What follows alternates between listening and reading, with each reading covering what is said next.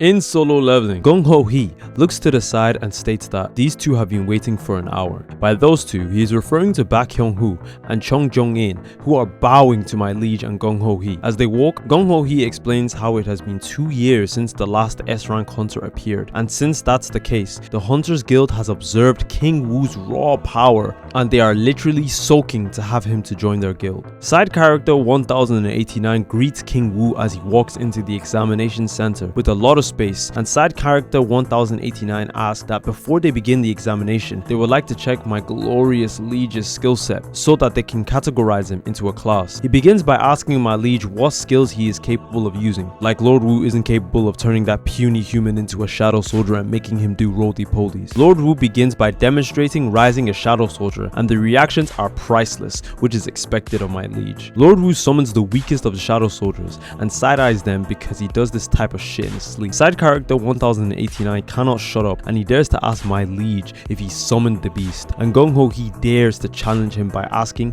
"That's not all you can summon, is it?" With no other choice, Lord Woo decides to let the act up and then decides to show some of the newest shadow soldiers he has added to the collection. Multiple shadows rise from the ground, causing the ground to quake beneath the examiner's feet, making Gung Ho Fuck realize that it was stupid to challenge my liege at any point in his life. Both Baek Hyung-woo and Choi Jong-in cannot help but shit themselves as they observe the sheer volume, power emanating from my liege as he summons his best soldiers, including Tusk from the recent summoning in the dungeon. They are all shocked from this simple feat, but Glorious Woo says that this is nothing and he can still summon about 100 more. Baek Hyung-woo cannot stop shitting himself like a real animal as he observes Lord Woo's magical capabilities. He even goes on to admit that he is completely overpowered by his strength, which is expected. Lord Woo walks out of the examination center with his new S-rank card in his hand, while his aura simply leaks out, making the panel so much more colorful. Stop glazing and read. Baek Hyung-woo cannot get off King Woo's peace and asks if he can have a moment of his time, but my liege is such a busy man that he apologizes and says that he has some unfinished business and he's been meaning to attend. However, as he tries to leave, both Baek Hyung-woo and Choi Jong-in advise that he doesn't go that way, to which Lord Woo concludes that he will regret not taking their offer. However, that isn't the case, as when he walks out, my liege gets hit with cameras of doom and flashbangs so bright that it almost gives him PTSD, saying, "What is all this?" These are all the glazers who have assembled to realize the sheer might of my liege as they begin bombarding him with questions of his current status since he is a reawakened E-rank hunter. While they continue to blow him up with questions, Baek Hyung-woo grabs my liege's shoulder and suggests that he should take him home to avoid all these reporters. However, my liege is one step ahead as he instantly teleports away from his grasp and away from all the reporters like Minato Namikaze with a kunai and says, "I'm good," while disappearing. Baek Hyung-woo cannot believe his eyes as he got absolutely humiliated, and like a beast, he turns rogue, saying that he's fast, still shitting himself as he comprehends that Lord Woo is still stronger than when he first met him outside of the Red Gate for the first time. He also comes to the conclusion that Lord Woo will still become more powerful than anyone else, asking whether Eve is a hunter who can keep leveling up. In Solo Leveling, my liege returns home and checks up on his little sister, and thank God this isn't sister leveling because he probably would be sleeping with her. He tells his shadows to come forth, to which knights and high orcs arise, and assigns one shadow soldier to her, saying how just one would be enough to fend off an A-rank hunter, but realizes he is missing one guard from when he defeated Tusk in the dungeon before, until he remembers that he absolutely smashed one of the guards into mincemeat and left him in the ceiling to take a breather. He then tells the rest of his shadows to go back inside his shadow, leaving one high orc to stay on watch for his little sister. On the rooftop, multiple shadow soldiers stand before my liege, to which he commands them to be the neighborhood watch group and tells them to be careful when scouting to not be seen by anyone. They all fly off into the distance as Drippy Woo tells them to patrol the area. A few hours later, in a car, Drippy Woo asks whether Jin-Woo slept okay last night, to which he responds that he slept well and stated how motels have great facilities for him to sleep in. King Woo then tells him to stay there until they find an office space for the guild, which he slides the car door open before telling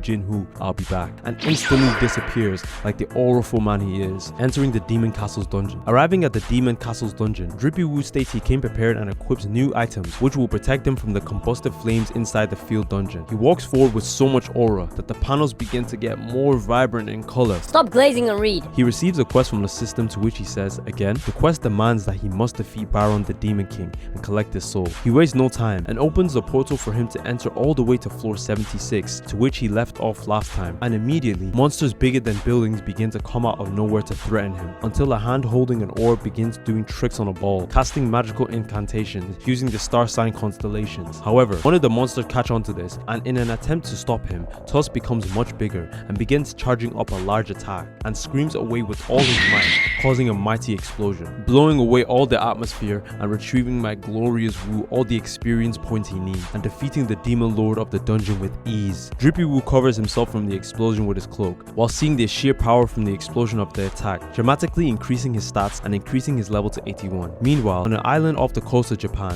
Foot comes out of the water, only for it to be my brother's. Landing on the shore. In Solo Leveling, two hunters look into the distance to see a blacked out figure and ask whether that's a human or a horror creature, only to find out that it's an ant walking like a human. Meanwhile, my leads just had his way with the demons like they were a light snack for him, saying how his intelligence stat has increased. The gap between how many shadows he can extract and the number of shadows he can keep has increased. But he says it's a shame that the demon he just cooked for breakfast couldn't be extracted. He realizes that he has too many shadow soldiers all cooped up into one place, trying to smother him off all his air. And as we all know, only I am worthy of standing side by side to my glorious Woo. Stop glazing and read. He splits the teams into Team Tusk, Igris, Iron, Tank, High Orcs B, and High Orcs A. After assigning teams, he tells the shadows to disperse, and in an instant, he begins to farm XP as much as he aura farms each episode. After a few minutes, Tank's level increased by 10 times since he last checked. Glorious Woo realizes that he made it to the 80th floor a lot faster than he had expected. However, and pay attention when I say this, being there for only 2 days, there's only one problem resting on his mind. That problem being how an entry permit for him to get to the higher levels hasn't shown up yet. However, his mana points begin to drastically shoot down, and Glorious Woo notices straight away. Because of this, he has no choice but to call back his shadows and re-strategize. He states how the High Orcs B and Igris' group have suffered back-to-back losses, which is a surprise because Igris ain't losing shit.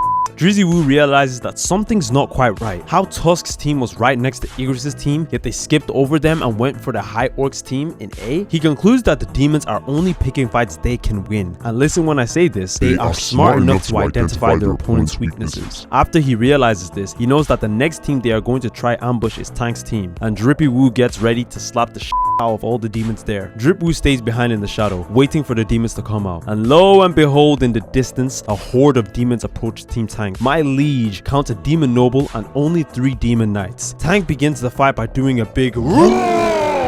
But then the demon knight leaps up, slashing Tank's sorry ass into next Tuesday. The cuts are so fast that Glorious Woo realizes that this is why they couldn't regenerate. The demons continue to slash all of Drippy Woo's bears until he decides he had enough of that shit, coming out the shadows and saying they didn't stand a chance. The demon knights get on some King Von type shit, thinking they can smoke Glorious Woo, rushing at him in an attempt to behead him, only for my liege to dodge his attack easy as butter melting in a pan when it's hot as hell. King Woo kicks the living daylights out of the demon, then he finishes him off with one hit. The other 2 knights knew they were cooked anyway, so they both decided to rush Woo at the same time, only for him to disappear right in front of their eyes and reappear right in front of them, slashing them so quick they didn't even get time to tap out and say sorry. Woo had enough of the games and goes straight for the boss, stating how he wondered if monsters were capable of feeling fear, and he has his answer now. In Solo Leveling, the demon threw so many strokes as though he was trying to get someone pregnant, though this isn't sister leveling, and Drippy Woo ain't got time for that shit. Dodging all the attacks which made massive explosions behind them both, Drippy Woo notices how the demon targeted his forehead, neck, and heart, which are all his vital points, though the demon doesn't know they are all made of steel. Ain't nothing piercing that shit. King Woo sighs while slicing the demon's spear in half and grabs the demon's head, ready to slash that hole into next week, until bro screams, I surrender! Making Mr. Woo stop. Starts out to hear a voice come out of the gold piece of armor. Hearing the voice, he realizes that it sounds very much like a girl, and he was right because this succubus looking at demon is one of the baddest demons on the planet. She immediately apologizes, saying how they are the one at fault, begging Aura Farmer Woo to spare her life, with Drippy Woo in disbelief as she was the one who attacked them first. The demon explains how she couldn't let some scumbag, but then realized she was in the presence of greatness itself, corrected herself to say how she couldn't let some person hunt all the demons in the dungeon. Woo, confused by all this, asks if it's okay for her to meet ride with no license, especially since Woo deleted her royal knights, only for her to respond that it's a knight's duty to protect their master. Woo looks to the side and contemplates whether he should cook her little but then considers how human she looks, so he doesn't feel right to. Then the dumb demon tries to use this as an opportunity to assassinate Lord Woo. Her efforts are all null and void as he's protected by a force field. Woo snaps, asking, "What are you doing?" Dumb demon drops to her knees and begs Lord Woo for forgiveness. My liege, being confused whether she has no shame or just being some optimistic dumbass. Great Woo Woo asks whether she can get him an entry permit, to which she responds that her clan has one stored away. But pay attention when I say this. Woo realizes that this is the reason why he hasn't found an entry permit yet, and the demon states that she will be a guide for him. My liege graces her with getting closer, and she feels the handsomeness of him, and he gets even closer, her turning as red as a tomato, being all fun and games till King Woo asks whether he can trust her or not. His glorious aura being so prominent that it makes the background black and his hair become even more graceful. Stop glazing and read. The demon herself, saying how she isn't lying. Lord Woo activates Bloodlust, and at this point, I'm pretty sure Miss Demon here relieved herself because my liege's aura was too much for her to handle. Drippy Woo releases his Bloodlust and confirms he can trust her, so long as she gets him the entry permit. Meanwhile, a human-sized ant is chomping on human meat like it just ordered a serving of double human burger with extra tomato sauce on top. A security officer sits there and wets his pants, only for the ant to glance at him, so the security loses his